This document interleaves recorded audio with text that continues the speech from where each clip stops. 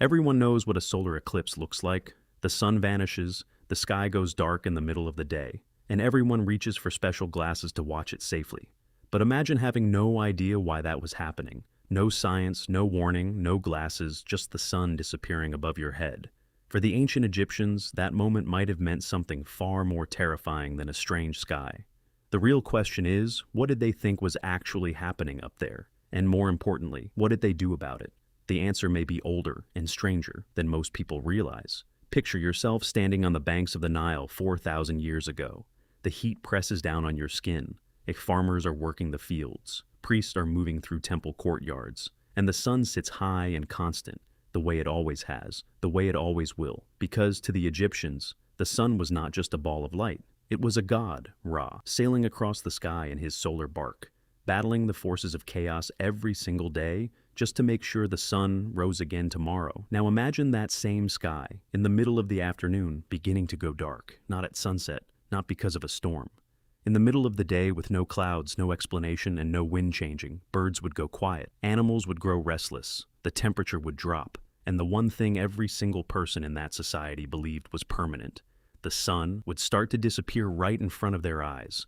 To understand how frightening that moment could be, you have to understand what the Egyptians believed was underneath the day and night cycle in the first place. Every night, they believed Ra sailed into the underworld, facing a serpent of chaos named Apep, who tried to devour him and stop the sun from ever rising again. Each morning, Ra won, the sun returned, order defeated chaos. That victory was the entire foundation of their universe. So, what happens when the sun starts disappearing during the day? If Apep could threaten Ra at night, then a sudden darkening during daylight could only mean one horrifying thing. The battle was happening again, right now, in the sky above them, and this time, they weren't sure who was winning. But here's the strange part. Despite how catastrophic this moment sounds, historians have found something surprising when they searched ancient Egyptian records for a direct, detailed account of a solar eclipse. They struggled to find one, which creates an entirely new mystery. If eclipses were this frightening, this cosmically significant, why isn't there a dramatic Egyptian text describing one in vivid detail? Some researchers believe the answer lies in how the Egyptians recorded their world. Egyptian writing focused heavily on religious ritual, kingship, and the afterlife, rather than on describing rare natural events as they happened. An eclipse may not have been recorded as a unique event at all. Instead, it may have simply been absorbed into their existing mythology, treated as further evidence that the battle between Ra and Apep was real, ongoing, and something priests needed to actively fight against.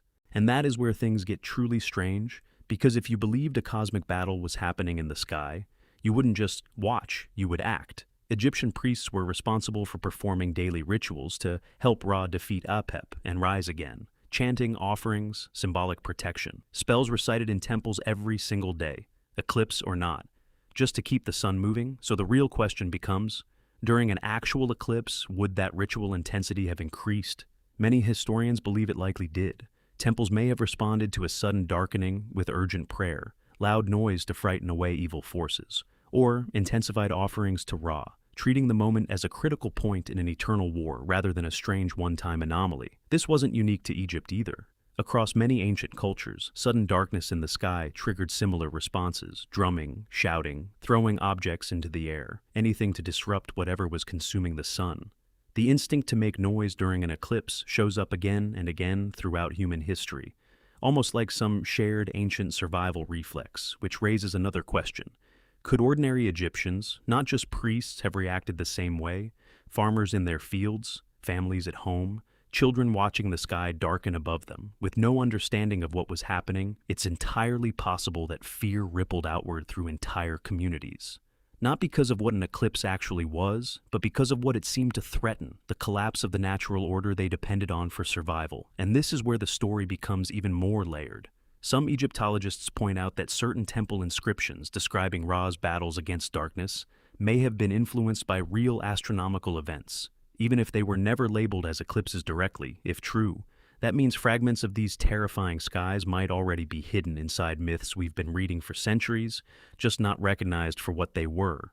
The mystery isn't only what the Egyptians did during an eclipse, it's how much of that reaction is quietly buried inside stories we already know. Every time a solar eclipse happens today, people still gather outside. They still look up.